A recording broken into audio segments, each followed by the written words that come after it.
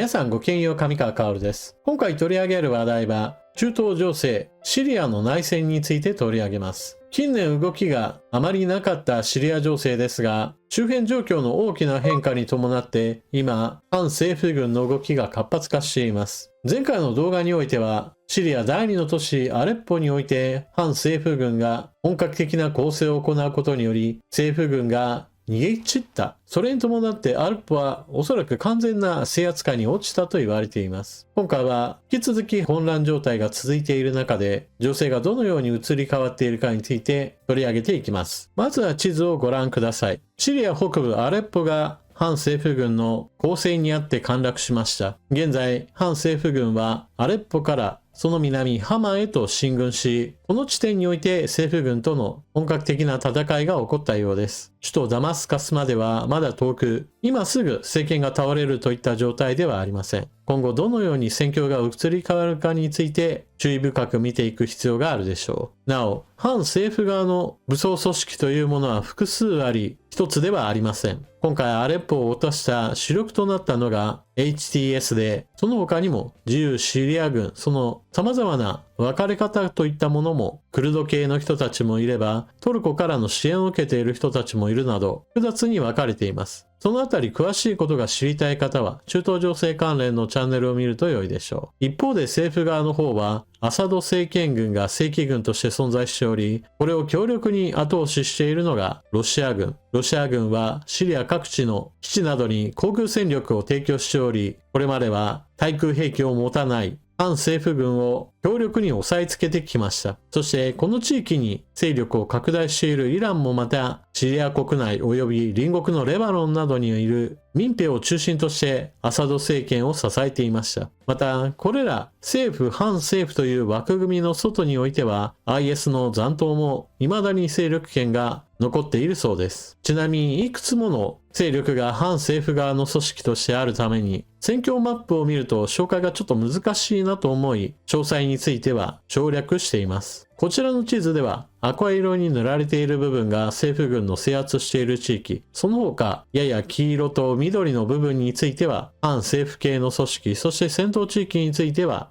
少し青みがかかった色が付けられています。北部アレッポにおいて反政府系の組織が2つあり、その2つが攻勢をかけた。そして反政府軍の戦いとしては南のハマ周辺へと移っていることがこの地図では示されています。なお、大都市アレッポを落とした以外にもその周辺におけるアサド政権軍の基地及びロシア軍のいた基地などについても反政府軍が抑えたという情報が入っています。ロシア軍の場合だと航空機などを通じてさっさと基地を捨てるといったことを行っているようで、被害は出ていないようです。アサド政権の方にしても逃げ散った兵士はかなり多いようで、現在情報として出ているアサド軍兵士の捕虜数としては100人から200人程度で何千人といった単位ではなさそうです。抵抗が薄いといったこともあり、反政府軍はかなりの兵器や物資について獲得することができたようです。例えばこの写真は後ろにロシア製の対空兵器が写っています。反政府軍としてはこれまで戦闘機による攻撃もしくはヘリによる攻撃といったものが非常に苦戦の原因ともなっていたので、対空兵器を確保できたことは非常に大きいでしょう。こちらも同じく鹵獲したロシア製の対空兵器。反政府軍が鹵獲した対空兵器は3種類で、現在のところどれも近距離防空対空ミサイルしか装備していないものでした。ただ、これらについても使用方法が分かっている兵士がどれだけいるかと言われればかなり疑問符がついており、鹵獲イコールすぐに使用できるわけではありません。すでにアサド政権軍側の戦闘機による空爆といったものが実施されており、鹵獲した対空兵器をいかに戦力として使えるか、ここからは時間との勝負となります。その他、即戦力として使える兵器としては、戦車、装甲車、榴弾砲、多連装ロケット、これらについては、鹵獲イコールすぐにでも反政府側の兵士でも使えるものばかりです。また使うのはちょっと時間がかかるかもしれませんが、政府側で使えないようにすることになったのは大きな収穫とも言えるのが航空戦力です。現在のところ反政府側が抑えた航空戦力としてはヘリコプター、戦闘機の練習機用の機体、大型のドローンなどもあります。空を飛ぶ兵器というのは、たとえ性能が低かったとしても、これを落とすことができなければ、上空からの攻撃といったものは非常に有利なものとなります。特にアサド軍は、市民に対する無差別攻撃といったものを繰り返し行うことで有名ですから、航空戦力を少しでも減らすことができたというのは、反政府側の組織としては、朗報だと言えるでしょう。また、政府軍兵士が勢いよく逃げ散ったといったこともあり、残された基地や兵舎などにはかなり大量の兵器や物資が残されていました。弾薬類などを抑えたことをアピールする動画などにおいては、これであと数ヶ月は補給なしでも戦えるなどといった話などが説明書きとして載っていました。反政府軍の兵士がヘリコプターに乗ってかなり喜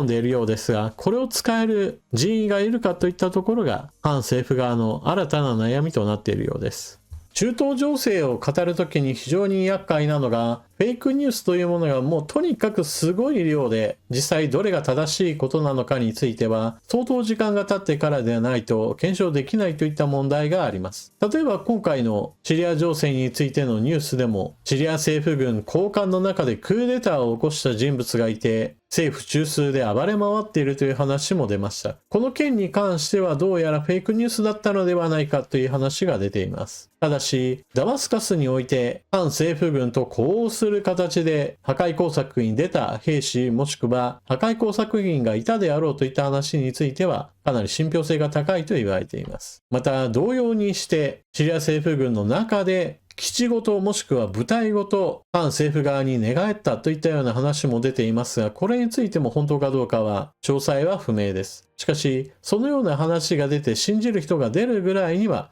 様々な情報戦といったものが繰り広げられており、反政府側の動きとしてある程度事前にそのようなネタを仕込んでいた状態で今回の大攻勢に出たといったことは十分考えられることです。現在のところ反政府側の正面装備としては戦車や装甲車類などの大型兵器については政府軍よりは少ないと言われています。ただし、そういったことも考えて、ウクライナの戦場で活躍しているような小型ドローンの操縦士やもしくは使い捨てのドローンの準備などは進めていたと言われていますから、今後の展開でアサド政府軍のそうした戦車が大量に出てきた場合において、これをどれだけ撃破できるかといったところが今後の戦いを左右することでしょう。少なくともロシア軍のようにシリア軍の方には保管していて、整備さえすればどんどんと戦場に送り出せるような戦車が大量にあるなどといったことはありません。今保有している戦車がやられればその予備はありません。その分だけ破壊すればするほど大幅に政府軍の力が衰えるといったことはウクライナの戦場との違いでもあります。また、ここ数日、イスラエルの動向といったものもシリア情勢に影響を与えています。というのも、レバノン南部に拠点を持つ武装組織ヒズボラ、つい最近ヒズボラとイスラエルとの間で停戦交渉が行われ、一旦戦いをやめよう、停戦合意といったものがなされました。これが27日の出来事です。ところが、停戦には条件があって、何か不穏な動きもしくは攻撃など、停戦状態を破る行為が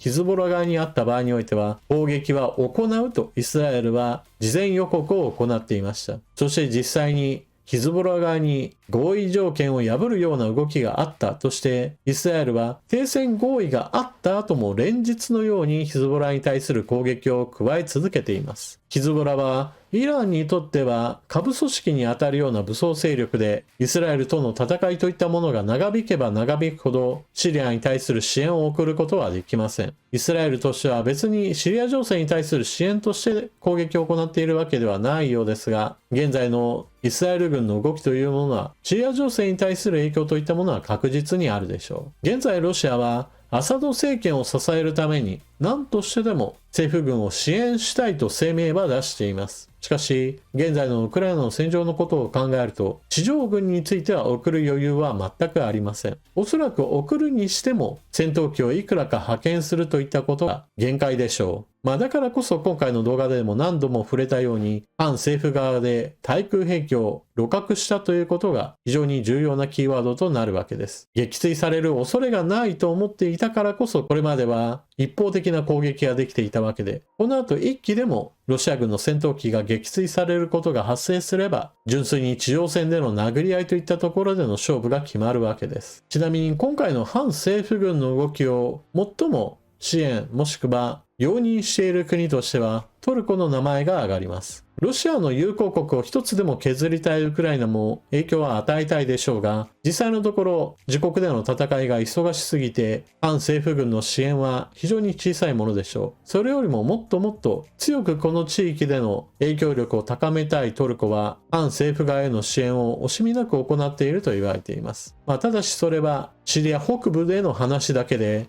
実際にシリア領内に現在トルコ軍が進軍しているわけではありません。しかし反政府軍の制圧地域が南へと下ってくれば、現在のシリア北部についてはいずれトルコ側がこの地域を制圧し、領土の併存といったものを進める可能性についても言及されています。このままアサド政権が倒れるのか、それともロシアやイランが何としてでもさせようとする動きが成功するのか、今後の動向は見ていく必要があるでしょう。というわけで今回の動画はここまで。中東情勢でこれまであまり動きのなかったシリアに大きな動きが出ています。この動きのきっかけとなっているのは確実に周りの状況の変化といったものがあったからこその動きだと思います。国際情勢というのは A という場所での出来事が全く違う B という場所でも動きを促すものであり、私が常々言っているようなロシアによるウクライナ侵略、その次の動きとして中国が台湾へのというような話をするのは、そのようにして影響が連鎖するからだという話です。皆さんは今回の話を聞かれてどのようなことを思われたでしょうか。ぜひともコメントしていってください。それでは動画最後までご視聴いただきありがとうございました。チャンネル登録していない方はぜひともこの機会に